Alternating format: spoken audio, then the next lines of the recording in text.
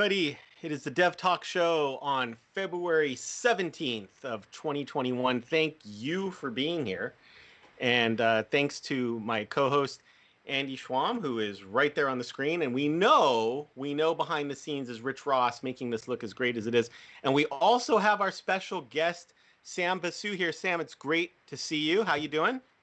Good to see you. I'm doing well. Yeah, awesome. You know, it's been some time since we've all uh, gotten together. Often in Redmond, right? I think I that think might have been that's the the last last time. Like time. we were having a dinner in Redmond or Yeah, somewhere in Seattle. Yeah, yeah. Gosh, and you traveled quite a bit, right? I do travel quite a bit, but I was remembering my last flight. I think it was a European conference. Was like March 1st of 2020. So we're coming up to a year. Oh And wow. it's different. And what do? We have all pivoted as long as we are healthy and safe. I think that's all we can ask for. That's right. Absolutely right. And so, hey, thank you to everybody who's joined us here on Twitch and YouTube. And please don't forget to, if you want to reach out tonight and talk to us about what's going on, feel free to join us in the chat. We already see a couple folks have joined us. And in fact, I think we've got a former guest on right now and our good Statue's friend Chops. here. And Statue and Chops. So Statue thanks for hasn't being here. I haven't seen him in a while. How are you, We're Statue? not in the chat. We don't know, right? Not in the chat. And that's okay if you want to just watch or you're watching in the future on YouTube or even we've gotten comments that some folks listen to it like an audio podcast, maybe while going for exercise or wherever they need to go. And that's great too. So thank you for joining us. Um, so today, we didn't plan it this way, but today we got some news about about .NET 6 that I think, and this is great because we didn't talk about this beforehand. I think it ties in a little bit with what's going on. So, Andy, .NET 6, can you believe it? We're already talking about that. I remember when we were just like, well, I mean, this is not 6 preview, right? Because we .NET 6 were, preview, right? Yep. yeah, right. We don't want to get too far ahead of ourselves, but we were so excited for .NET 5. .NET 5 was a big deal, and we were so psyched. And it's just crazy to think like, wow, we're already talking about 6. Well, things Yeah. move pretty fast, right? Yeah. Things move pretty fast. The plan is every November, and I can't wait to hear from Sam here because I think what we talked about today and what the theme of the show tonight, I want to learn, I can't wait to learn about .NET MAUI. I think that it was part of the announcement along with some other exciting things. So did I get that right, Sam? Yeah.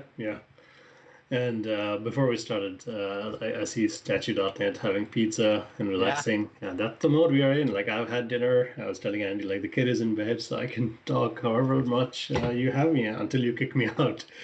So, and for all we know, like, Andy and you have been just, like, planning this .NET 6 Preview 1 Yeah. drop to coincide with this. Like, you have inside access to it. So who knows? But Well, yeah, we it's been a don't. good day.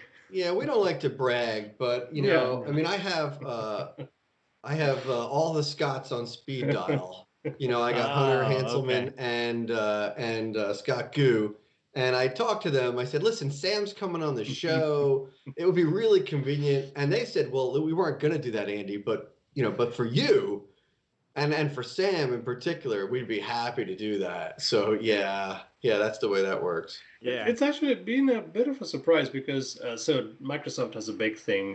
They do .NET Conf, which is the big online conference that they do every November, coincides with the .NET releases, and in between they do like focus type things. So they did a .NET Conf focus on Blazor and other things. Next week, actually next Thursday, they are doing a .NET Conf focus on Windows. Which is kind of talking about the desktop technologies and how things kind of gel together. And I was anticipating that's when the first preview was going to drop because they are going to talk about a lot of this, which we're going to cover today in the keynote. But this is actually a little bit of a surprise that they went early. Things were ready, so they probably just went. Yeah, what's to hurt? It's a preview one. Wait, so software, you just said something that's new to me. So software can be ready early? That's Well, something I'm not personally preview experienced bits with, can but be because you get to hammer on it and tell them what's yeah, not right. that's Gives true. more Yeah. time to fix. Yeah. Yeah. Yeah, and so I know for me, I've heard the .NET MAUI term before. Um, I'm not going to remember exactly when it was introduced. I don't know if I remember it being introduced alongside the .NET 5 announcement. I just remember it standing for Multiplatform App UI. And that's about where I say, okay, I've got a lot of questions. What does that mean if it's multi-platform? And so I figured, I know, like Andy had said, we know who we should ask, you know. And so Sam, my first question is, I want to understand what's the multi-platform app UI, and what am I getting out of this? Yeah, well, it's all a sham. They're just talking about Maui. We're all going to move to the island, work from Okay. home for the rest of our life. It's all good. But That's yeah, there's quite a bit of stuff actually to unpack. A lot of moving pieces. And in the chat room, Statue.net, I'm with you. I'm a Coke Zero kind of a guy. oh. Hey, whatever floats your boat. Coke So versus Pepsi. That's like spaces versus tabs. I mean, like, we're really yeah, getting, and I didn't say tab to mean the soda tab either, by the way. Oh, the real Japan's here too tonight. All right. Hello. yeah. Yeah, Maui. Let's talk about Maui. So, again, the three of us are actually friends, so we might kind of be informal and go on and on about it. But let's start. Let's try to unpack what it is. So, do you want to bring my desktop up? Maybe we can start by looking at something. Let's see if I can find my mouse. We ought to bring that desktop up. Why don't we give Rich a minute to Yeah, make absolutely. that switch? Yeah, Uh, we can start talking. So, like you said, Chris, it's a loaded term, and the moment Okay. you hear multi-platform app UI, what does it mean? Like, what platforms are we talking about? And we developers sometimes get a little cynical, right? So anytime we hear write once and just run everywhere, we're like, yeah, no, that doesn't really pan out very well often. But if done well, it's 2021, right? So we have a lot of engineering to kind of back us up. We have learned things over the last like 2 decades of doing cross-platform stuff. So maybe we can do better. So to your point, Andy, this actually rides right along with .NET 6. So you were talking about .NET 5, and it just seems like yesterday. So last November 2020, we had .NET 5 release, Right. Yeah. which is kind of a big step in the right direction. If you look at overall .NET, it started getting a little bit fragmented. Now, again, you didn't care about it because you chose either .NET Framework or .NET Core or Mono, and you ran with it. But there were a few runtimes, a few base class libraries, BCLs, like we call them. So the goal is to combine them all, kind of unify the story, and that's kind of what .NET 5 started. It's not done yet, and that's the thing they want to continue doing in .NET 6. And you also mentioned LTS, which is the long-term support version. Enterprises care about this. Most developers maybe don't, but .NET 6 will be an LTS version. So if you look ahead at .NET overall, like the ecosystem, I think there are two kind of pillars which will get the most innovation. One is Blazor, obviously, for all Oh things yeah. .NET and web stuff, and the other one is Maui. And I think given where the development stacks are, we want developers to have the most flexibility. So with Blazor, with web technologies, you should be able to build mobile and desktop applications and the other way around with Maui, right? How much of this we achieve, time will tell, but the goals are there, the promises are there. So .NET 6 is going to be the underlying thing on which everything sits on. So Blazor, Maui, everything sits on it. So you snuck a couple words in there. They almost got by me when you said with Blazor, we can build mobile and desktop. Now, mobile didn't shock me too much because the first thing my brain said is, oh yeah, Blazor, a web sprawl framework. Oh sure, a progressive web app, that'll get me on mobile. Then you Mm-hmm. said desktop. Yeah. So PWA is the first thing that should come to mind, and you're right. And let me while we're talking, let me see if I can stop the screen share and start it again. Maybe something. I don't Um, know if that's it. I don't know. Yeah, and are that's you? okay. Yeah, I'm That's not sure okay if because there's. we've talked a little while you're working on it. We have, Yeah. Andy, we've talked about Blazor on this show, We have. and we spent a little bit of time just talking about like, hey, .NET developers have now kind of like they can go with a page model with Razor Pages or the model view control model with MVC, and then Blazor gets us closer to that component model that our friends in the React Angular Vue world are telling us about. And it's super popular. We know some of our friends are building apps in Blazor. Jeff Fritz is building Clip Talk in Blazor, and he builds a lot of things on Blazor. He's really an evangelist for it. Of course, he works on the .NET community team, but still, you know. But then to say like, wait a second, desktop apps. So I can't Yeah. wait to hear what's going on here. And Fritz is not the only one. There are a lot of developers, .NET developers, who are and understandably excited about Blazor because for the promise of what Blazor is, it's C# front and back, and you get to write server side and then client side. So it's great. But how does it play into the other things? So when you talk about mobile form factors, in particular, the first thing that comes to mind is PWAs, progressive web apps. It's web technologies. What's hurting you? Nothing is stopping you. You can absolutely be a good citizen on a mobile form factor. You can have push notifications. You can have service workers in the background. You can do all of that right now today.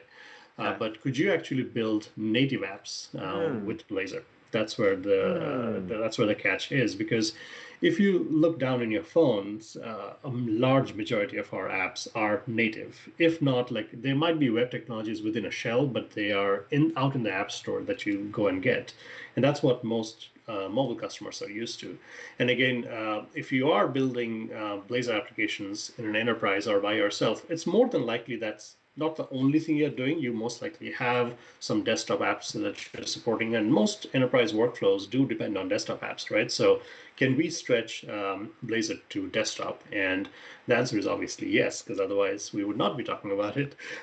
Things Okay. have come a long way, actually.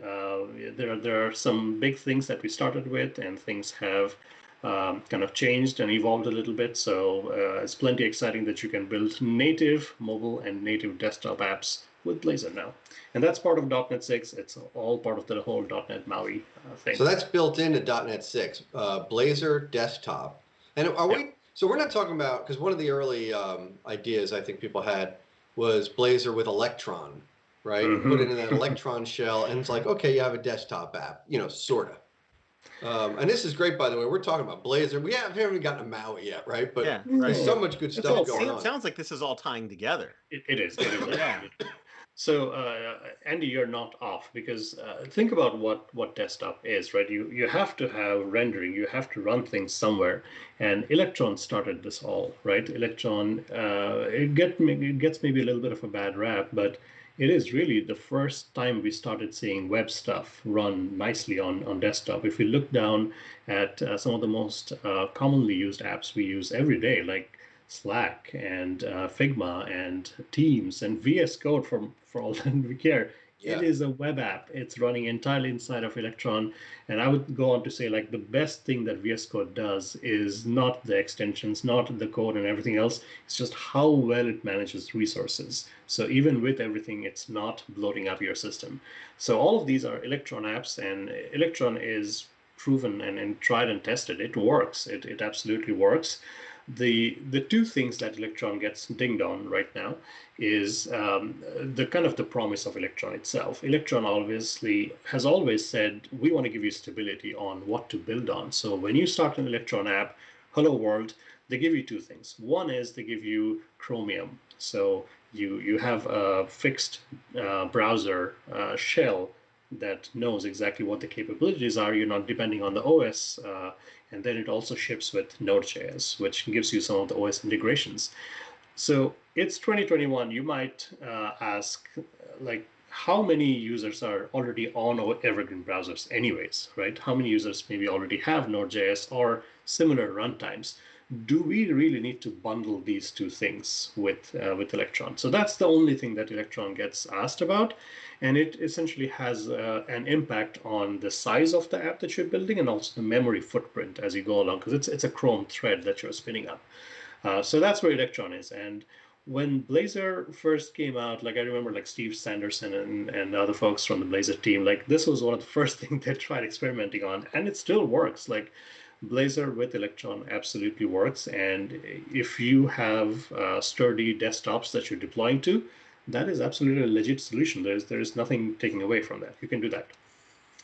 But should you look at more lightweight solutions? In particular, some of the web views, essentially the shell that is hosting your web app, should that be a little more lightweight? Should it depend on the OS to give you that web view? Should it depend on the OS to have Node.js? So those are the questions. And along those lines, Microsoft has come up with a few new web views. And in particular, the Blazor being on desktop thing, there is a new web view that is actually super light, super performant, and that's the exciting part. So Andy, you are not off. It's pretty much the same exact tech that Electron uses, just done a little better, done a little lighter. Yeah, so it's like, am I right? Am I totally off base if I say it's like a .NET version, Electron in .NET form, where instead you said something about how Electron apps have to ship Chromium and Node along with them.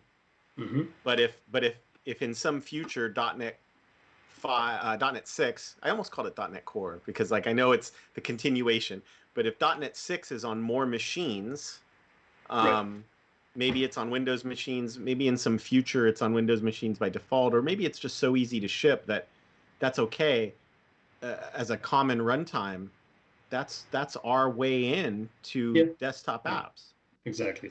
And you can depend on the OS to have it, or like you were saying, like with .NET Core, like you can ship the .NET runtimes that you need, parts of it that you need, your app needs, along with the app. It's still not that much of a bloat, because like the way you're running Blazor apps on the browser is you are shipping parts of the .NET runtime and the DLLs to the browser, and then compiling it down to WebAssembly. Same deal. Like you can do all of that inside of a desktop application with or without .NET being pre-installed or bundled in. Wow. Yeah, That's so so again, it's going the other direction where, I guess desktop developers on the .NET, right? They're probably a lot still using WinForms because it's super productive. Super productive. I mean, WPF has a little bit of a learning curve, but you can do such beautiful things. And then, wow, you mentioned earlier about the fragmentation. There is sort of a littered landscape behind us of older things. I don't know if we say the S word, Silverlight, right? I mean, broke a lot of people's hearts because it was so productive and great, and then it couldn't stay with us. You had to go there. But I don't these know were if I've all said this. Yeah. these were all platforms, and the reality is, let's even say we had all these platforms. I'm not even mentioning things like .NET Compact Framework that ran on Xbox 360 and UWP that runs several different. It does run on the Xbox One and it runs on Windows. It just there's so. I really liked another point you made about it's a unification happening where we say, okay, having to figure out what I'm targeting and what's different here and there. It's time for that to go. Yeah.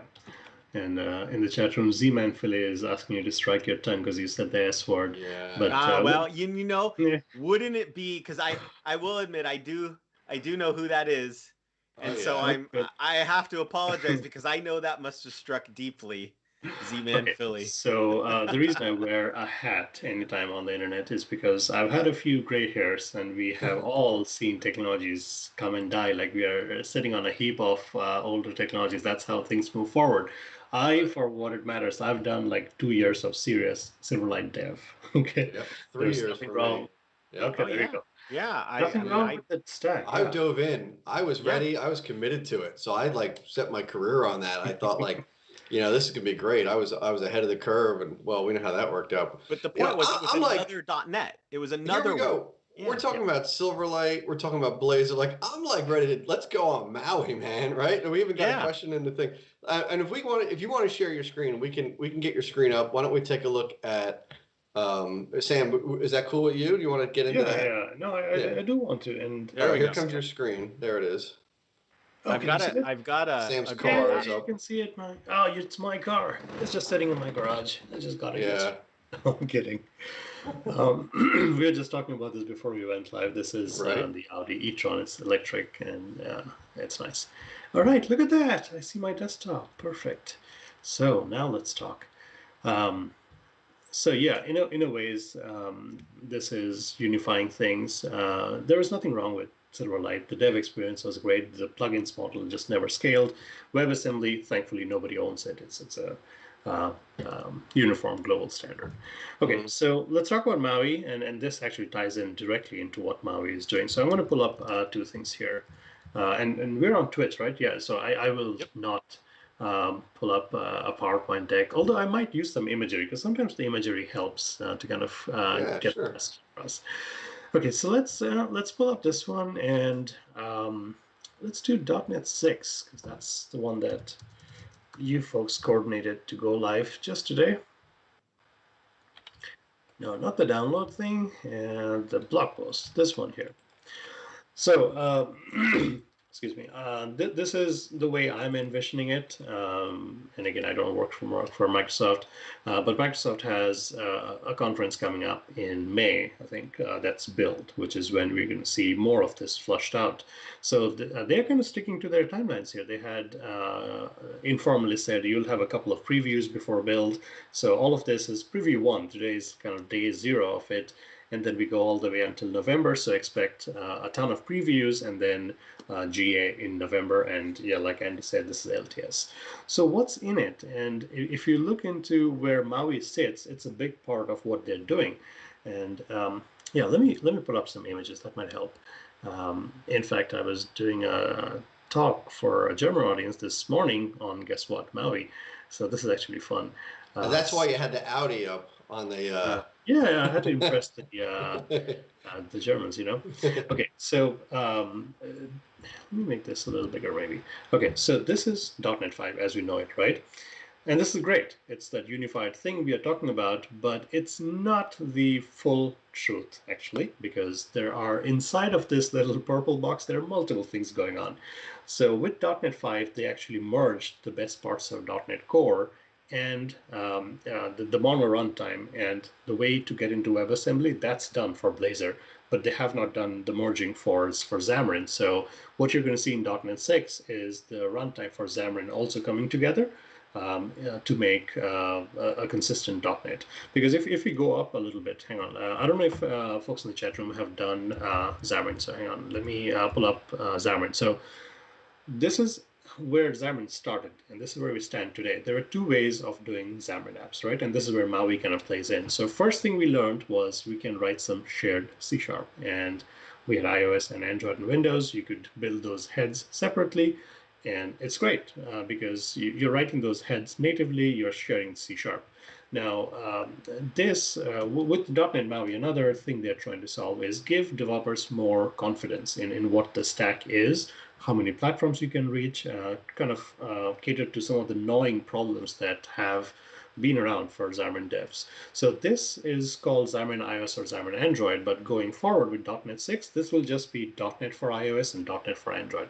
Nothing changes. These are just wrappers that just render native UI anyways.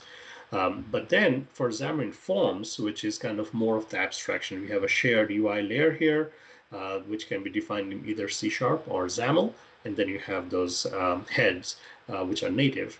So this is where, as a .NET developer, you get to not learn as much about iOS or Android and just kind of get around with the abstraction.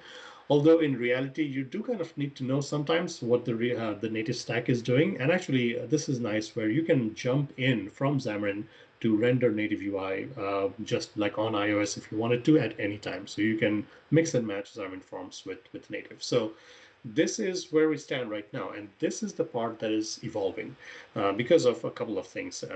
So let me see if I can pull up the, oh, and by the way, this is Xamarin.Forms like as it stands today, which is fine. I mean, there has been a lot of work put in, a lot of new UI. So Xamarin.Forms 5.0 release, that came out, I think, earlier in January, and that's going to be the last major release before they switch over to .NET MAUI. Because Xamarin.Forms is the part that's evolving into .NET MAUI. Xamarin iOS and Xamarin Android are just renamed to .NET for iOS and Android. So Okay.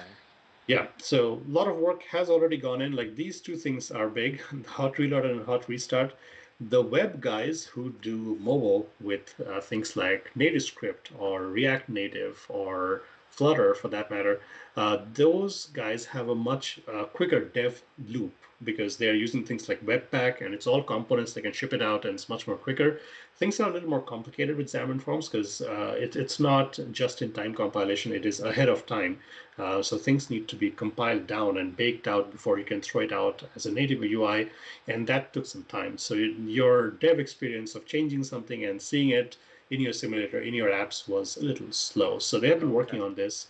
They have a thing called Hot Reload, which they started like 2 years back, and now it's actually consistent between WPF, UWP, Xamarin.Forms. It's all using the same tech, and it's like very intelligently drawing parts of the visual tree that are changing. So again, they have really worked on the productivity front.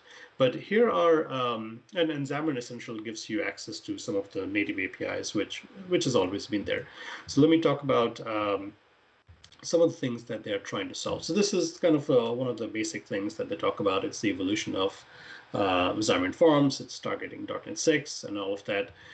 This is where it gets interesting. So again, we understand that we are in a mixed runtime right now. And what they're trying to solve is a couple of things that Xamarin developers have complained about. One is, and I'll show you some code in a second. When you start a Xamarin.Forms application, you have to understand that this is complex, right? We are trying to abstract on top of three very different things, like UWP, Android, and iOS, and you end up with 3 or 4 or 5, based on number of platforms that you go to, platform-specific products or projects, and then your fonts, your images, your splash screens all go inside of that, and that's how you do the build, which is, it was okay, but there is definitely scope for improvement. So they're actually doing a single project now. So all your fonts, all your images, all get in the same app. Nuggets are going to be multi-targeted. So essentially, when you do a build, they're going to be careful to know, oh, it's an iOS build, so let me just grab the things. And you can always do like if-else logic to do specific things for iOS and Android. So the single project is a big thing. And the other thing is this rest of this stack. Okay, so Xamarin has always been for iOS and Android. That story is done. That's where they had started, and that's where they are very good at. Now, how do you get back to desktop? And this is where like Blazor will get into that. But how do you just get back to desktop with Xamarin? Well, you could for Windows. I think I have it up here. So hang on. I'm jumping around, but I'm trying to show you the 4 pieces. So this is UWP, right? This is Universal Windows Platform, works on PCs and Xbox and HoloLens. This is great. And Xamarin.Forms had support for this. It's just been a little bit of a shaky road. Because UWP itself, like it's very much closely tied to Windows, and you cannot update the UI stack without pushing out a Windows update, which is a bigger deal. So they are reinventing this. There's actually a new end-to-end stack called WinUI, which is great. WinUI 3 is still in preview, should be hitting final production readiness in hopefully a few months. And this is the stack that sits on top of Win32, on top of UWP, lets you target Windows. So this is clearly the path forward for all things UI on top of Windows. So this also lets Xamarin kind of switch gears and say, let's not do UWP, let's just do WinUI, because then that way we are covered with the latest and greatest Windows stack. Now, the other thing is the Mac desktop, right? How do you get to Mac? Yeah, so let me show you a couple of things here. If I do a search here, Xamarin.Forms Mac renderer. Now this might be a new term, renderer, if you're not into Xamarin Land. So let me explain. Let me go back to the Xamarin.Forms image, maybe. Yeah, this one here. So notice how when we write shared UI code in C# and XAML, there's a little bit of like purple and green and blue showing.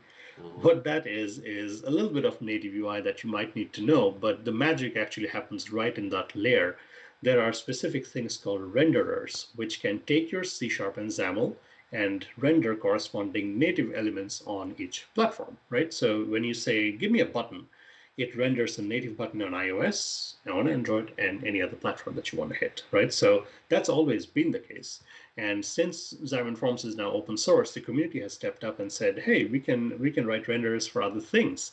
And there are now renders for GTK Linux, for macOS, for WPF, and WebAssembly, a lot of things. But take a look at this. It's a PR from the community that Microsoft and the Xamarin.Forms team accepted back in 2017, and it's still on preview. The real Japan is saying you could cheat and try Skia. Yes, great point. You could do Skia, which is exactly what Flutter is doing, and again, I mean, here, let me show you a few things. And obviously, I'm biased here. I work for Progress and Telerik, but let me show you a little bit of what that Skia thing does. So if you look at like our Xamarin UI, you look at some of this UI, about 70% of it is native. 20% is custom renderers. Well, about maybe 15% custom renderers, and the remaining 15% is Skia. So we have been using Skia. People have been using Skia all over. The problem is some of these custom renderers are kind of in a stagnate, kind of in a mode where it is supported, but it's not like official. So it's been in preview for 2 years, and it just does not give you a lot of confidence, right? So they're trying to change that. And like how you get to Mac desktop, actually there are two ways in which you can get to the Mac desktop, which is nice. So that's a big part of it. Let MAUI target Windows and Mac with confidence and solve some of the developer pains that we have right now. So yeah, so this is just to clear up one thing. You mentioned Skia. You kind of went quickly on that one, but for people that just a clear definition of Skia. So Skia is that a Telerik product, or is it no? Okay, you said you use it, but okay. So you guys use it. A Google thing. It's a Google thing. It is a Google thing. So Skia, and actually we are talking about Skia Sharp in particular, but Skia is a graphics library. Okay, it's very, very good 2D graphics library. Lets you do a lot. And then Skia Sharp is the one that is for like .NET. And you're essentially painting pixels here. And if you do a good job, like people are not going to notice it. It's as good as native, and it's extremely fast in how it renders on iOS or Android. So this is a thing that a lot of folks use for like custom controls over iOS or Android.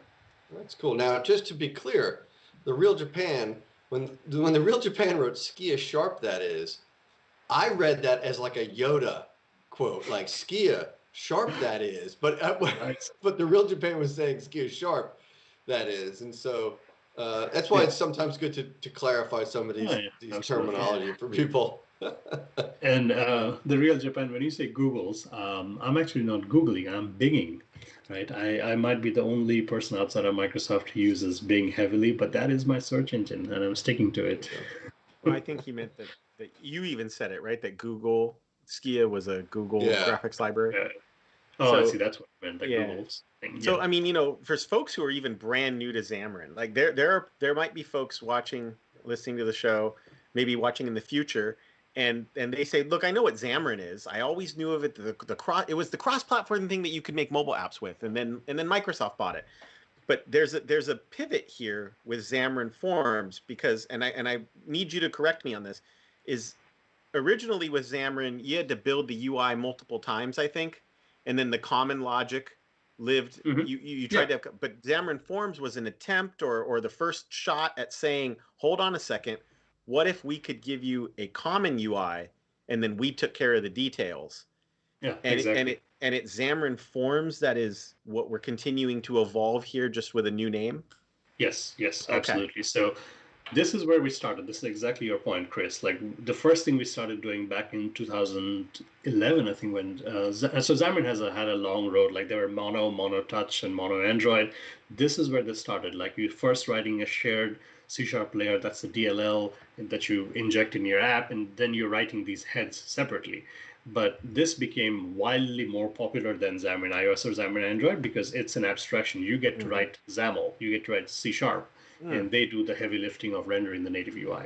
Yeah, and the real Japan, you're absolutely right. Flutter actually uses a lot of Skia, and if you look at Flutter's performance, like you would not notice that it's not like truly native, right? So, Wow. yeah, and this kind of begs the question, like, what is a native app, right? So I've always kind of enjoyed the definition where people look at three things, like, is the app using native UI? Is the app using does it have native API access, and then does it have native performance? Now, there's a little bit of gray area in some of these things. The native UI part, you can get around without it. Mhm. But the native API access has to be there. Performance has to be good, right? So this is where we are. So Xamarin.Forms, as we stand today, it's doing this, but this is what is evolving into what we talked about with Maui. Yeah. But there's more. There's more because we started talking about .NET 6 and Blazor, right? So Yeah. And I let me remember you saying something. You snuck. It was another little thing that I think almost snuck by that today I need Xamarin to do iOS or Android. And I heard you say, "Oh, it's a target." And I said, "Wait, it's a target? yeah, Like, yeah, is it's it a like target. Net Core app? Is it got one of those Well, not quite. in a way, but Okay. what I mean by a target is like a platform target. Oh, But okay. because actually this image here speaks to it. All right. Since this is open source, people can write renderers of this shared UI code to go to other platforms, right? So there are renderers for macOS, Linux. I don't know if you know about Tizen. Like if you use Yeah. anything Samsung, like your Yeah. fridge or your TV is Mm. likely running Tizen, and Xamarin.Forms is more than welcome there. You can write WPF, which again, I mean, none of us are saying go write a WPF app with Xamarin, right? It's about code sharing. Like if you want to use similar XAML markup, maybe you have some business logic, maybe a user settings screen or a credit card screen, maybe that's common. You can go get away with writing that in Xamarin.Forms. So these are all there.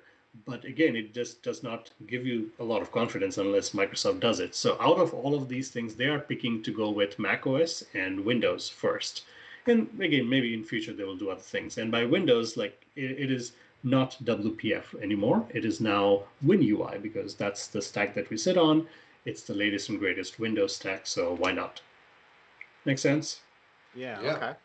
Yep. So on the topic of macOS, there are actually two ways to get there. One is you write a renderer right here, right? So you and if you do Mac development for iOS, you're using UIKit, right? And for Mac desktop, you're using AppKit. So there are differences in there, and Apple is aware of this because it kind of hurts them. Everybody wants to build for iOS. Not a lot of people. It's a niche market to build for Mac desktop, right? So Mm.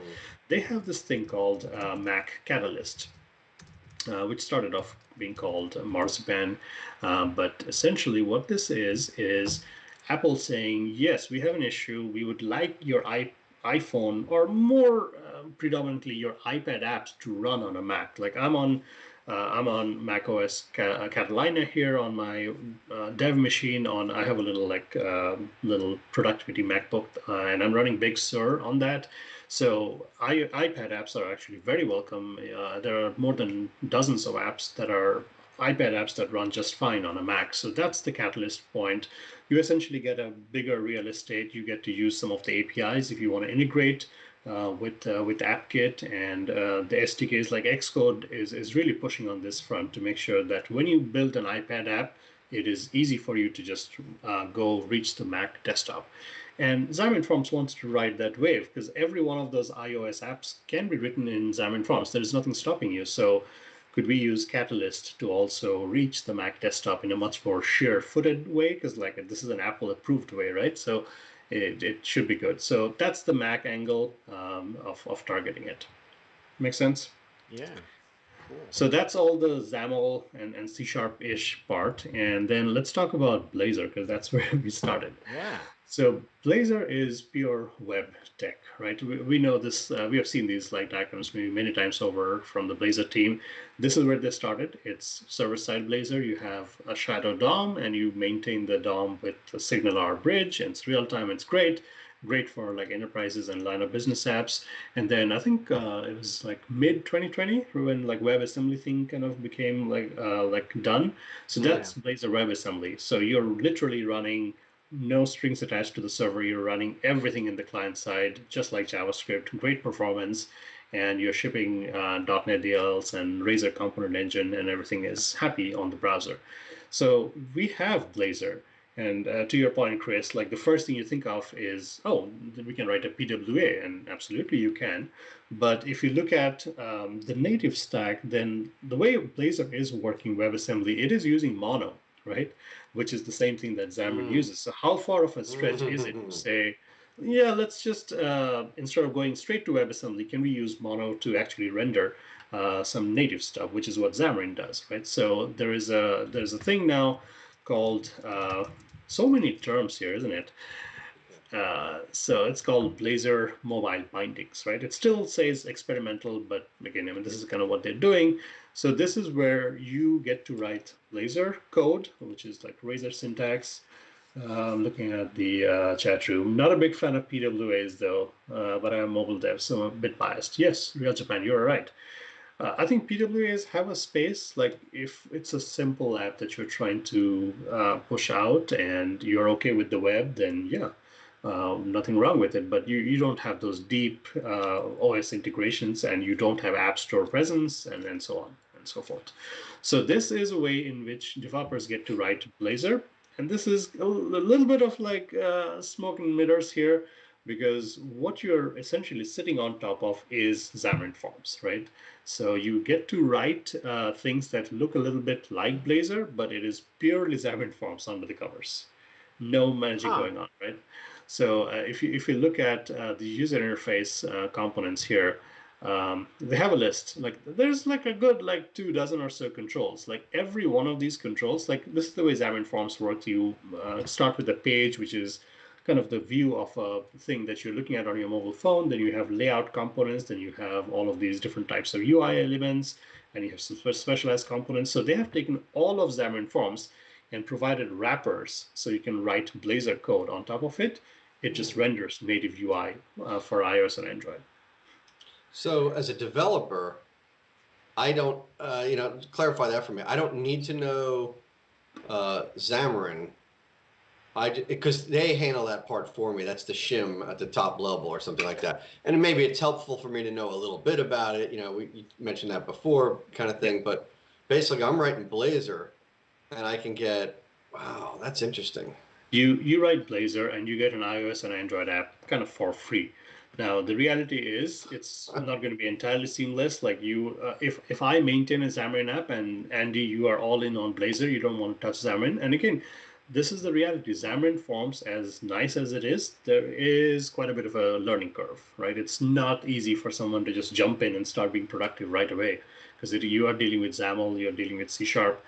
Maybe you know Blazor, and the point is I can open up my code base to you to say, hey, you write these pages in Blazor, and it's just going to work just fine within my app. And it's just a wrapper. And all of the properties of each UI component is exposed as a Blazor property. And every event handler is exposed as a Blazor event. And essentially, you get the Blazor component model to write your app. So it's kind of best of both worlds. Make sense? Yeah, like I'm seeing here in their example that if you wanted to, you could stick with the web UI that know. Yes. And they call that, at least according to this, they call that like a hybrid model, where they're saying, hey, saying, hey, you're a web developer and you're not interested in learning the Xamarin controls today. That's fine. We got you covered. Yep. But then when you say, hold on, I want it to look as great as Xamarin.Forms controls do, you move forward. Exactly. And that is precisely what they're doing here. If you look at the .NET 6 announcement, it's a long post. Like I love Richard Lander. He's a great guy to just kind of hang out with. And these are some of those like language and core like platform guys who know the inside out of .NET framework. And it's a long post. So go read that, folks. And he talks about .NET MAUI and he talks about Blazor Desktop. That's exactly what they're doing. So what this opens up is it's kind of a fork in the road. Like you choose Blazor and you choose whether you want the UI to be native or whether you want the UI to be hybrid, or by hybrid I mean web stuff, right? So we can kind of mix and match both. So that's interesting. So it's sort of it's the same story that we have for mobile apps. If I want to use like that hybrid model, I can choose a hybrid model. Well, now even on the desktop, I can or you know, with Xamarin, I guess I'm saying like I can use the hybrid model or whatever. I can have my web front end. I can use it that way, or if I want to go all in, I can go all in if I want to. Yeah, exactly. Now, some of this, like, it's not quite updated yet because, like, they just came out with the preview. So some of this, expect some of this to change because right now, the way you're going to a Mac is using the Mac renderers. Eventually, maybe they will use the Catalyst. And right now, for Windows, they're still using WPF, which you can expect that to change over to, like, WinUI sometime. But you get this nice mix and match. So shall we look at some code? Yeah. Let's pull up So Visual one Studio. of the questions I have, and maybe you'll show this for us, Yeah. because we started the topic of .NET MAUI, right? And there's a lot of talk about Xamarin.Forms in here.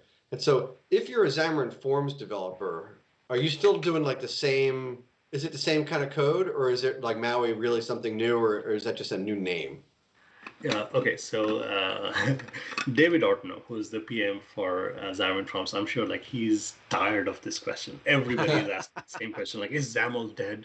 So no. So if you're a Xamarin.Forms developer today, if you're doing XAML and C#, just go to bed at peace. Your code is going to be just fine. It's going to migrate just as easily to .NET MAUI, and you can keep on doing XAML and C#. But what .NET MAUI allows you to do is flexibility. If you wanted to do Blazor, now you can. If you, we haven't talked about this yet, because for XAML and C# for like the older folks like me, a design pattern that works very well is MVVM, and that's kind of what we are used to. But you don't have to. Again, like if you, it just doesn't appeal to the younger generation of developers. It's a little bit maybe heavy-handed. If you do any Flutter, if you do any React, you're just much more used to the MVU pattern, which is the model view update. So that is another pattern that's welcome because what they're changing is actually this is a great point. So let me talk about that. This is the Multiplatform App UI post from David, and this is key. Let me bring this out. This is a very key part of what they're doing. Okay, so in the past we had what was called a renderer, which was just that little shim of code that took your C#, took your XAML, rendered a native UI, but it was very much tied to Xamarin.Forms, like as a platform. But in .NET MAUI, they are kind of reversing the whole thing. Now they're saying it's an interface. It's a handler that is something that knows how to render things for. Let me see if the Zoom is catching up on. Like I actually zoomed in on this. Yeah, I had a feeling you did, but it's not working. Oh, okay, got it. Sorry okay, for so those we'll of us stick... that are watching, but he's No, trying no, to zoom. Yeah. No worries then. Yeah, so thanks for pointing out the blog post there. So essentially, instead of a renderer, you get what's called a handler. And the handler is the same thing. It knows how to render native UI, except it's abstracted away from Xamarin.Forms. So now you can use it from Xamarin.Forms. You can use it for Fabulous, which is an F# way of doing Xamarin.Forms. You can do it from Comet, which is an MVU way of doing Xamarin.Forms. So it just opens it up to a lot more possibilities. So so you're right. When my brain immediately went to, well, if .NET MAUI is built on Xamarin, then that's XAML. Boom, that's XAML, and then very Right. WPF-like. But what I'm hearing here is there's been so much decoupling, not just in how Blazor was built, but in how both Xamarin.Forms' evolution to .NET MAUI has been built, that we've separated the renderer from, even from your code framework, from your host. They're all separate. Yeah, and they're actually still doing it right now. Okay. And they'll keep on doing it until it's ready in November. But that's the big thing they're doing under the covers. Like a C# XAML developer might not even realize that things underneath have changed. The renderers have changed to handlers, but it's a key part because it opens it up to other ways of rendering the UI. So it doesn't need to be just C# and XAML. Yeah, Makes sense? that was the thing is I will admit, Andy, that I figured it was going to be kind of a trip into the past for me because I did a lot of WPF, but it's been a while. Yeah. It's been about 10 years. There was a period of time. Well, actually, WPF's older than that, but it was about 10 years ago that I was doing a lot of contract work that was people wanted. They wanted all the animation that you might have to get out of a game engine without going to game development. Unity wasn't quite there yet. So I WPF remember was a those great times. solution because it Yeah. had animation and it had Mhm. really, really nice ways to Yep. just lay your whole form out. Yeah. Nowadays, I think these same contracts would go to something like a Unity, but we weren't quite Right. ready. And Yeah. what I So, love here is we're not, we started talking about Blazor and I went, whoa, what happened? Right. no, right. No, nothing is. No one's moving your cheese. And Andy, to your point, like WPF, I remember it came out in 2006, and that was the first thing. And Really? yeah, and so like what Chris was saying, like 2010, 2012, like those were like really good times for WPF because like the UI stack was pretty mature. It's a rich ecosystem, so people just went crazy with the things that we did. Yeah, there were a lot of conference show booths that were Okay. going to contract houses, and the contract houses were building them WPF apps because they could get that flashy in the booth stuff and connect to devices and everything that's great about that kind of development. But Yeah.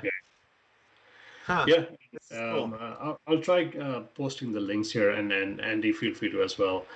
So do a search on .NET 6 Preview 1. That's going to land you on this post, which talks about what it is, Yeah. and then do a search on .NET MAUI. That's going to land you on this post. But yeah, let's Maybe let's. Chris can do So one of I his have, little magic things at the yes. end.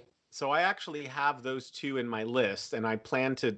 Yeah. We're going to publish a one tab at the end. There we go. And that's something that we usually put in our YouTube description. So if you're watching on YouTube, look down below and you'll see the one tab link that gets you a lot of the pages that Sam has showed us tonight. I've tried to keep up with all of them, and a couple more that we might even talk about in a little bit. So and we still haven't looked at any code, right? Yeah, That's gosh, we one still haven't gotten to the Here we go. code. What are we doing? Let's see Well, some I mean, code. like I said, like the night is young and the No, kids it's are exciting. in bed, so we can talk all day Sam's long. ready to go. Now, We got can we people zoom in on on the code? the chat that were cracking open beers earlier, so maybe they're ready to hang. You know. Yeah. All right, that's perfect. let's take a look at some stuff, okay? I'm going to show you several things back to back, so it's not my point to confuse you, just to give you the choices that you have, okay? So this is what we do right now. And I'm going to see if I can bump up the thing here. Yep. Yeah. So if you do a file new project with with Xamarin.Forms, and you can do this on Mac, you can do this on Windows, which, by the way, Chris, one other thing that's coming with .NET MAUI is you are very much stuck with Visual Studio when you do Xamarin.Forms development. Now you can do .NET New iOS and .NET New Android and use the .NET Run, .NET Build, and you can also use VS Code. So that's nice. Wow. Here we go. Bring the experience you want, right? VS Yeah, Code. exactly. Yes, and are you in Visual Studio for Mac? I'm in Visual Studio. I'm okay. VS for Mac. For Xamarin, for ASP.NET, for Azure, this is where I'm in. It still crashes a couple of times a week, but it's nothing compared to the full Visual Studio experience on Windows. No shade on Visual Studio. It's fine. It's very rich. It does a lot of things. So this is what you get when you do a new Xamarin.Forms project. You have what's called a .NET Standard library. This is your shared library, right? This is the one that's hosting your shared abstractions and your XAML and your C#. And your goal as a developer is to kind of try to stay away from the platform specific things as much as you can. So I don't have other things here. You can have Android, you can have UWP, you can have any number of platforms, Tizen, but that's all the platform specific stuff, right? So this one here's a super simple app, and I'm going to show you the same app written in Blazor just to kind of show you the difference. So here I'm going to, just to kind of the hello world for mobile apps is going to the cloud and getting some data back, right? It's RESTful data and showing it, right? So this is kind of one of my go-to places to kind of try out new things. It's called JSON server or like Typey code. They just give you a whole bunch of RESTful things to kind of play around with. And in here, like for like a blog type thing, they have posts, they have comments, and you can do like reads and writes back to them as well. So if I go to posts, you get a bunch of stuff in Latin, which is like user ID, title, body for like posts that someone might make on a blog post. So that's the data we are trying to get down. Okay, so I have a pointer to that endpoint. Then this is kind of the traditional way Xamarin.Forms starts up. You have an app that you're initializing. You have a main page, which is kind of the starting page of the app. And then you have on start, on sleep, and on resume, which are kind of the platform like life cycle events. Then I have kind of a POCO object, which again, I'm dating myself. It's a plain C# object essentially that has some JSON properties that tie back to that RESTful endpoint. I have a manager class which knows how to make an HTTP client request out to that endpoint, get the data back over async and await, and bind it and render it, right? That's how XAML and Xamarin.Forms works. So this is kind of the traditional way, like Chris, like you and me have done WPF, and then Andy has done Silverlight as well. This is pure XAML. Some things look a little different because it's catering to the mobile form factors, but otherwise it's just XAML, namespaces, XAML. So I'm binding it to a list view, and that's it. So I'm already on a Mac, so it knows that to get me an iOS build, it needs to go to Xcode and do the build. So let's go do that real quick. Yeah, cool. Let's see how this comes back. This is the iOS simulator, by the way. If you're on Android, you'll get the Android simulator, which again has come a long way. You can use Hyper-V. It's fast, much faster. While you're building this, and it's actually going pretty quick. I was going to ask, if I was doing this on Windows, what's the story these days in terms of building for iOS, like these kind of things? Is it still the same old thing where you gotta have a Mac or something? Yeah. Okay. So yes. Should we not go there? No. We can go there. Yes and no, because I mean, this is what everybody asks when you get into Xamarin.Forms. The answer is yes and no, because it's an Apple restriction that your apps need to be built with Xcode that is licensed to the same developer who has the store account, and then nobody can get you around that. And Microsoft becomes a big legal target at that point if they do that. So you do need a Mac. But most people just get a Mac Mini or something, throw it on the network. You don't even ever need to see it. As long as Visual Studio can talk to it, you're good. Yeah, we did that with Ionic like a couple years ago at work. We were doing that, and I there are pros and cons. I think there's a lot of goodness in this kind of stuff, but I find that kind of stuff such a pain in the neck. This is why I don't like Apple, honestly. I mean, I'm always like, it's just like they make it so hard. No, well, I mean, they're trying to protect their ecosystem, right? There's something to be said about a nice walled garden, essentially. But, I mean, it doesn't need to be a physical Mac. I mean, there's macinthecloud.com, which you pay for the Mac just to go get a build. And Visual Studio has a thing called VS App Center, which is actually very popular for like Xamarin and other like types of devs. Development. This is fantastic. Like this is CI/CD in the cloud for all of your Xamarin apps, and it does the Mac build for you. Included in your pricing model is the thing that Apple wants to pay for, or wants you to pay for. Okay. Yeah. So I'm on a Mac, so Apple says no worries, you're good to go. So here's my app, a shiny app that just has a list of things, but it's fluid and it works. There is a search box so you can filter on it. So this is kind of 101. We went to the cloud, brought back some data, bound it to a XAML UI, and it renders a native button or a native search box and a native list view on Xamarin or on iOS. So that part works, right? But on the same vein, if I switch this up, and again, notice this is not new in Maui. We have been able to do this for a while. And this is actually quite fun if you have not played around with this. I did not change a line of code. I simply changed the startup project, and now you have a Mac desktop application, which is sort of responsive. You have a list view, and we are showing the same search bar. So now it's a Mac desktop application, right? This is not using Electron, Andy. This is using what's called the renderers, the Mac OS renderers. Excuse me. The only thing we are adding here that is Mac specific is in the app delegate. We are saying don't use a storyboard. Here's a NS window style. Just new up a window.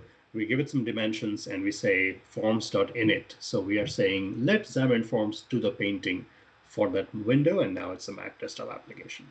That's pretty easy. You know, I've been noticing as you're scrolling around, and I've been looking at like namespaces and stuff like that, and I still have not seen the word Maui anywhere, right? So, or have I? Did I miss that? Or nope. This is all Xamarin.Forms. So it's just Xamarin.Forms. Yeah. It's just they're calling it Maui now. Yeah. No. This is not even Maui. This is just. Oh, we're not at Maui yet. Okay. Yeah. This is what you can do right now. And even if you go to Maui, like the Maui namespaces are not done yet because the community is very opinionated on what those namespaces should be like. So that's still being worked on. Okay, but I wanted to show you like this is what we can do right now. Gotcha. But if we flip gears to looking at the same thing, maybe here with Blazor. So now you have the thing that we talked about, the Blazor mobile bindings. Now you have a way to write Blazor. And if you look at the dependencies, like the .NET Standard project dependencies, this one is very much using Xamarin.Forms and Xamarin Essentials. So literally, you're sitting right on top of Xamarin.Forms, except you're not actually writing the XAML that is needed, right? So here, everything is different. Here you will see imports.razor, which is bringing in those things. If you look at app.cs, which is how the app bootstraps, this is different, right? You don't see main page anymore. And in fact, if you do any ASP.NET development, this is boilerplate ASP.NET Blazor stuff, right? So you're having a middleware type thing and you're configuring services. All you're doing is that main page, which is the Xamarin.Forms thing, you're adding that hello world thing as a component to that main page and just letting that be. So in this project, we have the same exact idea, but now I have a Razor component that is meant to just display the title of that post that comes back. And now notice this is Blazor. And now I can actually, oh, Real Japan likes it. Now if you look at a Razor file here, this is where you get to see some of the mix and match, right? So this almost reads a little bit like XAML. In fact, if you do Xamarin.Forms development, like this will look very familiar. If you do any Blazor, maybe you learn a few things, but a content view is essentially the placeholder. Inside of it, you can have a grid, you can have a stack layout, which is what Xamarin.Forms uses. You can stack things vertically or horizontally or Z index wise. The label, the button, these are all native controls. You're literally rendering native controls from Blazor. And what we're doing here is we are bringing those posts back, and for each post, we are rendering this post list, which is a component. So essentially, instead of using a list view in XAML and having a data template, now we are saying post list is a component, and you repeat that component for as many posts as you have, right? So kind of like a web, very React model. And then you can write code here. And let's actually fire this up just to kind of see the same app just done with Blazor now. We'll give it a second. The iOS simulator is fairly fast. So yeah, there you go. So now you have the same app, same list, right? And you see the hello world. So that label is giving you the hello world. There's a button here. If you notice, if I do a flip here, the button flips. You see that? Yeah, so that's because it's actually a native button, and not everything is exposed out to Blazor. So like that button, we can refer to that button as a actual UI button, and then we can do a flip, which is essentially going into the native control for both iOS and Android and doing a flip, because that's not a property that's exposed up to Blazor. So again, if you wanted to, you can do native stuff, but this is pure Xamarin.Forms. And this is one of the key things that they want to enable with .NET MAUI, but the opening it up to so you don't always just have to write XAML and C#. You can write Blazor. So with me so far? Yeah, that's pretty cool. So it looks like a Blazor page, except that you start with a content view. Yeah. That's pretty much the requirement to get in there?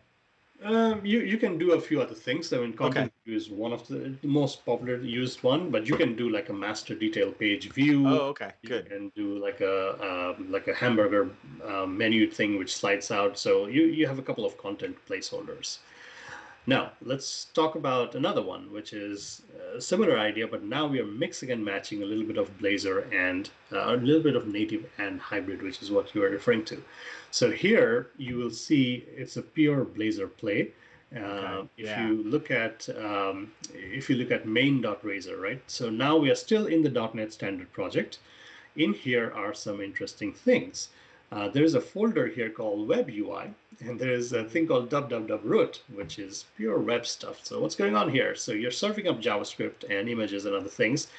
Essentially, your entire Blazor project lives inside that folder, right? So envision a pure Blazor project that you have built for the web. Just shove it in that folder, and that's what we're doing. Chat room. Anything I need to respond to in the chat room? Andy, I'm not quite watching the chat, but let me know. Yeah, I think Chris is watching. I'm looking at it too. Chris was just typing something in there, so he's watching it, I think, also. I'm so caught up. Like, I was back and forth with the chat, but now I'm like kind of zoned in here on this. I don't want to miss any of the good stuff either. Yeah. So take a look at what we're doing here. Here we are saying, let's start with the content view, which is the Xamarin.Forms placeholder. Let's do a stack layout. Let's do a label and a button. All of this is native, right? But then we are saying, let's use something called the Blazor web view. So what is that? That is the most recent web view that you get from Microsoft, right?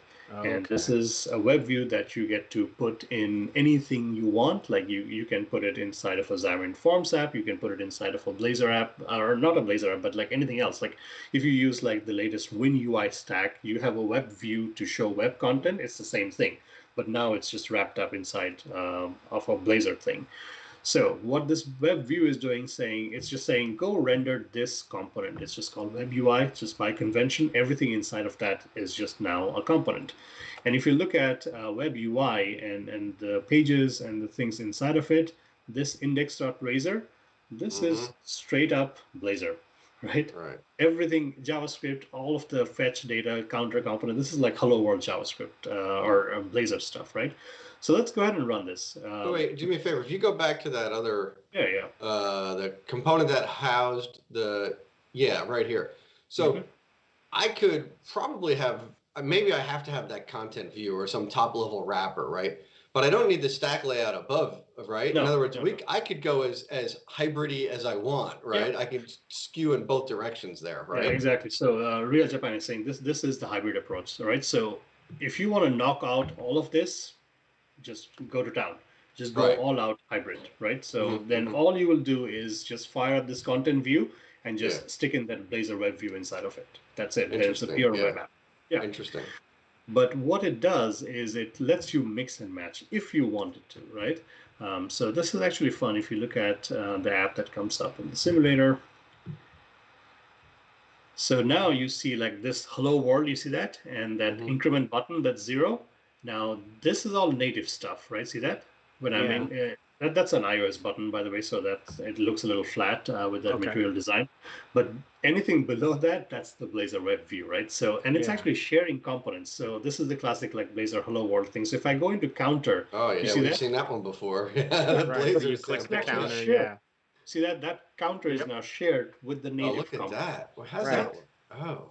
Right. It's actually pretty fun. It's the same code that it's sharing. Same exact code. So right here, we are bringing in that counter state, which is essentially just a shared C# thing, right? So we are sharing the counter between the native UI and the web UI. That's pretty cool. Yeah. Pretty so cool. You could, the sample leads you to believe that, oh, look, I've got to create this whole new app, but that's really just the targeting app. If you built a lot of Blazor components, and maybe you put them in an assembly, you can just bring that right in and share with your web app too. Bring in everything Blazor, and all you need is like you're literally using Xamarin.Forms as like as a crutch to just get me inside the door, right? So let me in. You don't have to use any native UI if you don't want to. Just like stick in the whole Blazor web view as your main page. Like let that be your one component that drives the whole thing. How many layers of abstraction are we up to here, though? Right? Like, I mean, you said earlier in the show, Sam, you said something about like, people want to be native, and you were saying like nothing's, what's really native? What defines what's native? Because even when you're writing native, there's abstractions in there anyway, right? But now I feel like there's a lot of layers of abstraction here, right? Because Xamarin is a layer of abstraction. It's got like a shim layer in there, right? And then Blazor is sitting inside that. And you don't have to, right? It's complex, right? So this right here is what Xamarin.Forms does. This is native because when you write a label or a button, it is rendering the corresponding native label or native button on iOS or Android. If you take that out and if you just went with a web view, then your only abstraction is a web view and you're rendering just a web app inside of it. Right. But you're still inside of a Xamarin.Forms application per se, and you can bundle this up and you can put it in the store. It's not a PWA, right? Right. Yeah. So that's the one benefit. And now here, if I switch this up, I mean, I showed you the last demo. This will be pretty much the exact same thing, but this is nice because this is exactly what the .NET 6 post talked about today. This is Blazor on desktop, right? You see that? Wow. This is pure Blazor, just the way you expect that. So like knock off the top part of it, right? The hello world and 0, which I mean, you can still increment and you see the same counter. But if you take that top part off, this is pure Blazor on desktop. Yeah. Right? And that's exactly what they're referring to. In fact, like the image that they had was is just an exact replica of this. If I go back to the .NET 6 thing, you see that image here. This is just the Blazor running Sure. in the desktop. Same exact So, thing. and you're saying desktop, and I have to keep reminding myself that you're on desktop on a Mac. That was macOS. Right. It's not. And It's we not know there was a Windows desktop. Linux. There was a Linux binding. So here we are. Well, go ahead. Hold on. Am I jumping the gun or? Yeah, I was thinking the same thing. No, that's a very good question. But let me answer that. Okay, so here's what's going on. How do you get to that Mac desktop? Well, exactly the same way Xamarin.Forms did. This is not using Catalyst. This is using the whole just let me paint a window in AppKit. So here's my window. I'm going to load up Xamarin.Forms. So even if you don't do any native stuff, if you just wanted to go in and do Blazor on desktop, you are still doing this because you are letting Xamarin.Forms new itself up and paint that window. Now this is Mac specific, Chris. So if you wanted to do this for Linux, then you have to use the Linux renderers that launch Xamarin.Forms into GTK Linux. If you wanted to do this on Tizen, again, I mean, the world is our oyster now with all of these things. Like Blazor can run inside Tizen. Why not? Because exactly the same way Xamarin.Forms bootstraps itself into a Tizen app, you can do that. So yeah, you can do all of TVs. Yep. Yeah, why not? Why not? Yeah, which it's funny. I used to think years ago. I used to think really I don't what on TVs, but now I will admit I've come around because my daughter reflexively picks up the remote. She's 10 and uses the apps right in the Samsung TV. She's not interested in what so us old folks say, well, let me fire up the Xbox so that I can do entertainment. She's like, what do I need that thing for? It's already built into the TV. Exactly. So yeah, depending on what year you bought your TV, because I think mine is the year before that. And so that's a little aggravating, but you're right. It's So it's not pure magic. I mean, it's pretty great because what does Roku run? Does anybody know what Roku runs? Do they run? It's a proprietary thing. So we don't have that yet. We can't run on that.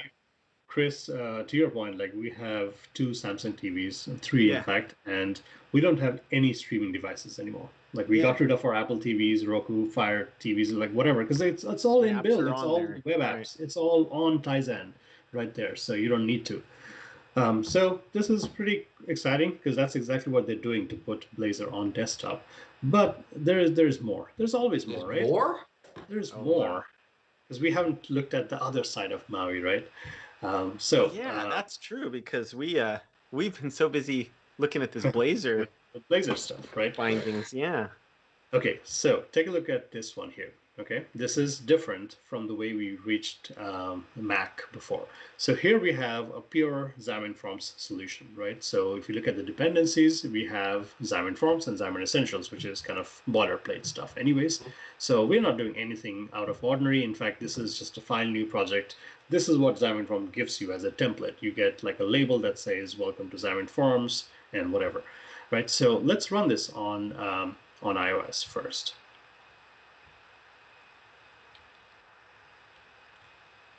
Maybe. Yeah, I've run this before, so it should be quick.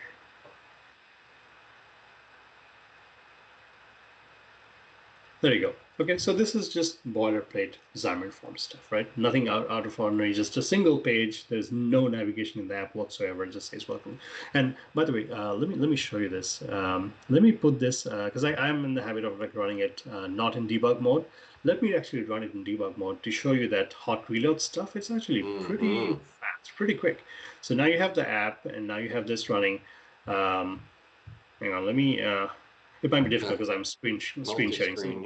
Let me keep that there and watch this. So so if I say hello on Mac, okay, and I just do a save, Control S is what I'm doing.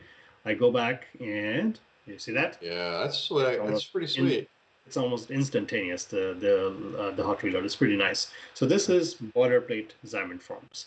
Now, I'm not doing any Blazor thing here. I'm pure C# and XAML. But one thing I did add in my iOS project, and I have not touched any other code, I have added one quick thing here about Catalyst. And this is unapproved, so please don't write production apps with this yet. They are working on this. This is by a gentleman who's actually super smart. Let me pull up his thing. His name is Frank Kruger. Okay. So, Yeah. Preclarium. I always get his name wrong. Hang on. Frank Kruger, maybe? Yeah, this guy. So he's actually working with the Mono team as we speak to make this happen much more seamlessly. But he's put out a NuGet package that you can get. And that's all you have to do. Just bring in one NuGet package, and he does a little bit of magic on your config file. But what it does is every time you do a build, like remember that app that I just showed you. Now let's go to the place where this app lives. And I think, what was it called? It was called Xamarin.Forms Mac Catalyst. Okay, so this one. And this is the structure of a Xamarin.Forms application. I'm going to go into the iOS folder, go into bin, which is where the build artifacts remain, iPhone simulator, debug, device builds, and more. You can see that I built it for an iPod Touch, which I don't know why. That's kind of sometimes the default. And then you see iPhone Pro Max, which is the one that I want to show. And then in here is a .ios file. And I just have to double click on this thing. Oh no. Uh-oh. Oh, Just type in Mac. Yeah. Okay. Well, trust me, it used to work, and then maybe he did an update. Let me do another build. Hang on for a second. Let's do another build. Yeah, because it is meant to republish that file. Or maybe he moved on to Big Sur. Okay, it's done building. No, it's still building. Hang on for a second, because it'll regenerate that file. Come on. You know, this whole talk was going so smoothly that we couldn't let it go, completely, without some No, builds. that's fine. Let's see. Oh, and this is real, right? We will see. Yeah, that's what we do. Yeah. We pride ourselves on that on this show. Like, things happen. He put out a different file, and it's thinking. Oh, there you go. Oh, there it is. There it is. Okay. So now this is a Mac app, right? Now just think about the different ways we are reaching the desktop here. This one is also a Mac application, but I didn't do any work whatsoever. This is not using any other renderer. What it is using is what's macOS Catalyst. So essentially, we are letting a UIKit app run within AppKit within a shell that is just throwing out a macOS window, right? So multiple ways of reaching the Mac desktop now, which is pretty cool. Now, we even have not talked about everything in Maui yet, because there's a lot, and you can see why the engineering teams are staying busy, because they've made a lot of promises, so now they have to start fulfilling them. Now, I'm going to show you another thing here. So, if you remember, when .NET MAUI was, what? Hang on. Visual Studio is like, it's getting too late for me, dude. Because Visual Studio has been on for quite some time today. Did I lose you? No, you can still see my desktop, right? Yep, we got it. All right. So if you search for .NET MAUI, I'm going to try to find it here. I don't know. You mentioned the Scott. So let me see if I can search by him. Oh, we got a spell typo there. Yeah, no, this is the blog post I was looking at. Yeah, so this came out in May of last year. This was the first time they even mentioned .NET MAUI. This was in build. Like some of our insiders, like we had known about MAUI before, but this was the first time Microsoft talked about it. And they talked about the MVVM design pattern, the single project apps, and so on. MVVM is what we do if you're doing XAML and C#, but it doesn't have to be the only thing. Because now there is a new thing called MVU. And they pointed to this post by this gentleman named Thomas Band. I think he's from Germany. And if you wanted to get an understanding of what is MVU pattern, because everybody uses it. In fact, Blazor uses MVU. Um, this is one of the most fantastic posts I've come across that explain what is MVU, like where is the entry point, what is a model, which essentially is like a state of your application, like a React hook, or a state would be a command is how you do things, and then you have the update function, which is essentially the loop in which you update the UI, and your model updates the UI. So that was it. That was the whole promise. And then immediately after Microsoft published this, he wrote a post to say, yeah, what you're doing is not really MVU, but again, it's a design pattern, right? So you can take some liberties and some interpretations of it. So what I'm trying to show you here is a new thing called comment. It's this gentleman, James Clancy. He's one of the core contributors. He works on the Xamarin engineering team. Very, very smart guy. I've had him on a couple of my Twitch shows, but he is experimenting, and some of what he is doing is now getting added back into the .NET MAUI repos, right? So this is the new pattern: model, view, and update. You have a model, which is the state, drives the view, has bindings, has commands, and it has an update.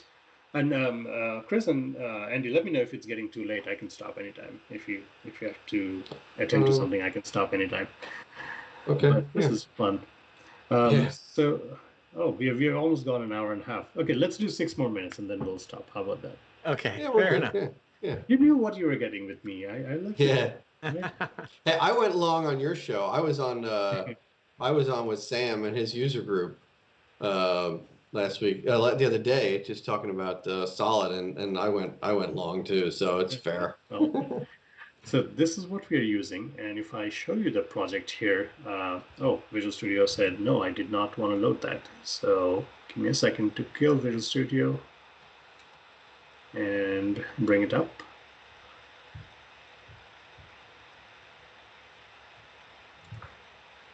So as you can see, like what Real Japan is saying, the goal of MAUI is to make you a little lazy, to open it up so developers have more flexibility as to how we define the UI. It doesn't need to be C# XAML. It can very well be Blazor, and it can very well be this MVU pattern that I'm showing you.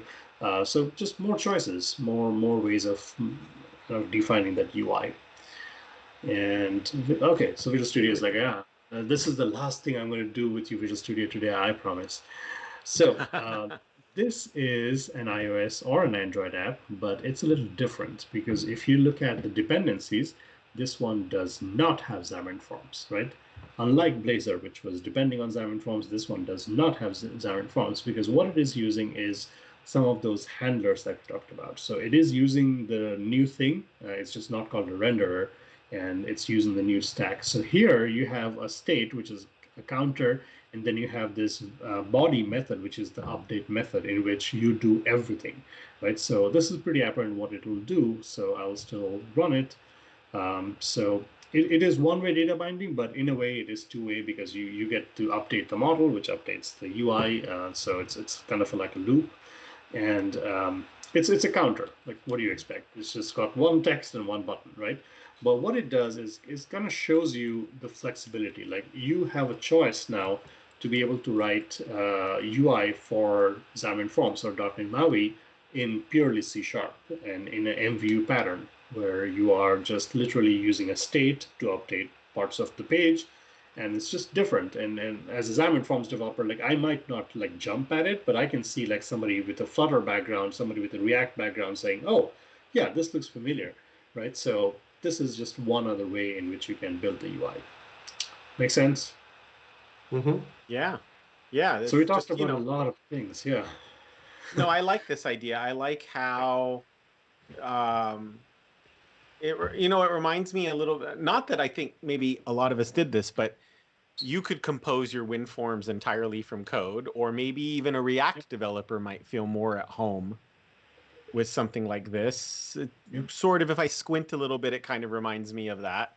Exactly. And that's the whole point. The whole point to me is that it's not like, hey, we were talking about WPF. There's one, view. First of all, there's MVVM, and trying to break out of that in WPF is actually pretty tough. And then if you want, when you compose your UIs, I mean, I guess you don't technically have to use XAML, but you're going to. And what I love about this is how it is so decomposed that say, hey, I like writing code this way. Let's bring in comment. Yeah. I like what Z-Man Philly is saying. Just call it Inception. Yeah, I like that. I like writing code this way. Let's bring in Blazor. I like Yeah. supporting iOS. I like supporting Windows. I like Right. pretty cool stuff. One way is, I guess there's two ways of looking at this. What I was going to say first, I think, is wrong. And what I was going to say first is, we always talk about how things keep getting more and more complicated, right? There's so much to learn. I can learn this. I got to learn that. I got to learn this. And I was thinking that this is so much to learn. But now, I'm thinking, wait. In some ways, it's less to learn, right? They're letting me do it the way that I'm used to already or something like that. I mean, there's a little bit of learning curve with each of these, right? But it's choices. So you don't have to know all of them. I mean, Sam, you know like a lot of these different ways because you're doing the demo. Right. But I could avoid some of them. I could leave some of those out of my mind and focus only on certain areas, right? Exactly. Open up the funnel, invite more folks to do this stuff because unknowingly we may have created a bit of a barrier to entry, a walled garden for XAML devs. So if you just want to do Blazor, you don't want to care about anything else, go do Blazor. If you just want to do C# and MVU, go do that. So it's a matter of choice. And I think they're on to a pretty good path, I would say, with Maui. And I mean, time will tell how much of this, because again, I mean, you cannot sell frameworks to developers. Does it actually solve problems? Does it help us more productive? And if developers are on board, frameworks are successful. If not, it dies an automatic death. So we shall see. How's Xamarin adoption historically been? You have any information on that? Okay, let me actually stop my screen share. I got nothing else to show. Let's bring up we our could beautiful switch, Rich, faces, if you want to switch us back to the big screen. Yeah. Rich will switch us back in a minute, I'm sure. Yeah, there you go. Here we go. Yeah, we're back. Because Blazor, is on the same thing. Now Blazor's starting to get some traction. I mean, certainly people are excited about Blazor. We've been asking for it forever, and now I'm trying to get some teams, like we're trying to get on the Blazor bandwagon here at work and start to do that. And again, this would be more Blazor. This would be more Blazor. And it's pretty good, but I'm still not seeing like a huge uptick with Blazor, and I don't know how it is with Xamarin in general. So let me bring our little window here because I had you on a different monitor, so I can look at you straight.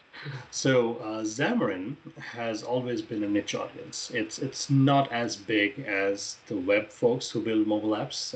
Xamarin is a niche thing for .NET developers, but it's a very passionate audience, and for good reason. They push the teams to do the right things from an engineering standpoint.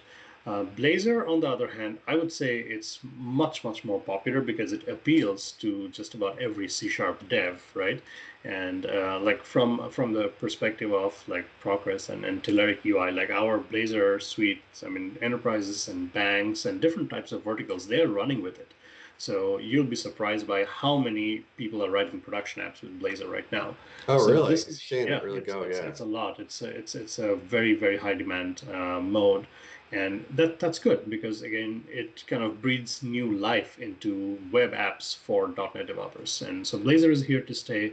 Xamarin.Forms is trying to reinvent itself a little bit, just trying to open it up so Blazor folks can come in, MVU folks can come in. And again, the point is like Blazor and .NET MAUI, these are the key areas of innovation, right? So with Blazor, you can now go to mobile, you can go to desktop, and of course web. With MAUI, you can go to just about every desktop right now. The web story eventually will get flushed out a little bit more. But either way, like pick your poison and stick to it. You'll be good. There's a question. A couple questions. Do you want me to bring one up? Go ahead. Oh, yeah. I don't know. Do you have it in front of you? Yeah. So outside of grabbing the source from GitHub, is there a NuGet package or extension to play around with in VS? Okay, so Real Japan, which one are you talking about? Did you mean .NET 6 or MAUI? Yeah, I was kind of thinking that what you showed tonight is what we talked about MAUI like it's just one thing, but really there's the mobile bindings, the mobile Blazor bindings, the desktop Blazor bindings, or you were showing how Xamarin.Forms, which is evolving into this, is so would you just get .NET 6, get the .NET 6 preview, and then say new Xamarin.Forms app? Yeah. If you have to use the newest bits in Xamarin.Forms and the .NET MAUI bits, then get .NET 6. But keep in mind, it's preview. Very, very early bits. Things might be a little rough. But again, if you, like you said, Chris, like MAUI is not just one thing. If you want to play with the Blazor mobile bindings thing, then go to their GitHub repo, get that stuff. Because .NET 6 is going to be like more of the runtime and the handlers might not have all of the shiny bits. While if you go to Blazor, you get to play with the Blazor stuff and then look at Mac Catalyst or other things if you need to. So go to like specific things if you need to. They all have GitHub repos. They all have like sample apps that we can play around with. And then the next question, Andy. Yeah, Z-Man, our friend Z-Man says, could you contrast this model of Blazor on the desktop with the Photino model that is also coming? Now, I have not heard of that. To be fair, I not hadn't either, but I did look up at try Photino, spelled that way, .github.io. It looks to me like it's, and again, this is within just a screenshot here. It looks to me like, hey, here's some competition to Electron, a lightweight framework that lets you use Blazor, React, Angular, Vue. That's just what it says here on the sheet. And they're even showing that classic Blazor hello world on the front page. So sure are. Interesting. Yeah. Just do like a little electronish is what you're saying? So well, I think no. I don't know, yeah. Because they have a comparison of the download sizes, and they're making a big deal about Electron being a little bigger than who they are. Photino plus Blazor is 31 megs on macOS. I was just thinking that like it probably wouldn't be that hard for them to come up with more configurable scenes on that platform. Oh, we are actually back on. We are back. Oh, really? Oh, we are back on. Hey, we're back. We just. Well, some of us are. Sam is moving. Oh, you're still. Well, I'm back just to say goodnight to you folks. Yeah. Right. We were getting ready to say goodnight here. So. Yeah, oh yeah, we're all moving now. Well, that was something. If you guys can hear us, hopefully you can hear us. We're back, right? We were kind of wrapping up and kind of, I think we're saying goodnight to Sam offline here a little bit, but we're still here. And looks like Rich Ross rescued us. The internet just like pulled the plug. Like you have gone way too long with this. Yeah. But it was hopefully fun. Like it was. I'm getting old. There are not a lot of things that excite me a lot, but this at least has the potential for, if done right, .NET MAUI can solve a lot of problems and it can provide flexibility where needed. So it's all good. Yeah, you know what? I learned a lot tonight. I came in thinking I knew what .NET MAUI was, the next version of Xamarin.Forms, and found out like, wow, so much more than that. So much more than that. So now I'm super excited. Yeah, and then like Andy said, like perhaps they're doing way too many things. Like this is way too much of an open funnel. But again, the idea is to give you the flexibility so you can do your thing and not have to worry about the rest of the stack. Yeah. Right. Cool. So what else we got going on, Chris? Well, so I posted in the Twitch chat, I posted a one tab, which when you click on that, will show you links to a ton of things we looked at tonight, including a lot of the blog posts. I tried to catch every blog post that Sam brought up, including Scott Hunter introducing .NET MAUI last year, all the way up to the .NET Conf Focus on Windows that is coming up next week, right? It's coming up very soon.